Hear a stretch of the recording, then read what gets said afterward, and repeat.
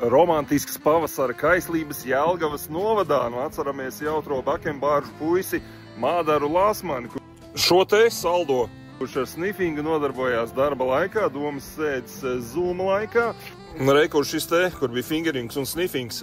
Nu, un izrādās nevar laikam nomierināties, jo projām tagad ir sagrozījis galvu, kā vietējie pietuvinātie cilvēki saka, partijas biedrei Laurai Zeltiņai Kozlovskai, kur sajūsmā ir par šādu te romantisku puisi.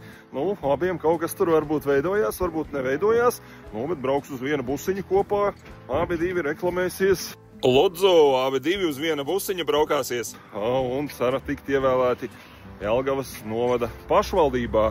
Tas jau nekas, ka it kā Mādars Lāsmanis esot Norvēģijā. Iespējams, varbūt, ir lūdzis licis Laurai savā vietā parakstīties par šī te paša busiņa vīri, nu, kas tur visu dokumentu uz knābu jāsaskaņo, protams, aģitācija, priekšvēlēšana laiks.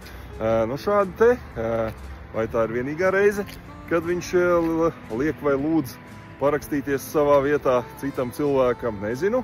Nu, bet šādas te kaislības virmo tagad Jelgavas novadā. Nu, pavasaris nāk, var saprast, nu, Latvijas attīstībai. Šāds te cilvēciņš, žiteris jums Jelgavas novadā. Nu, ko, nu, malači, nu, nav vismaz LGBT, bet tā kā pievērsiet uzmanību, arī tur kolēģīši paskatāties, kas tur veidojās starp Mādaru un Lauru. Abi divi kā precēti cilvēki. Veidojās kaut kas, neveidojās? Ai.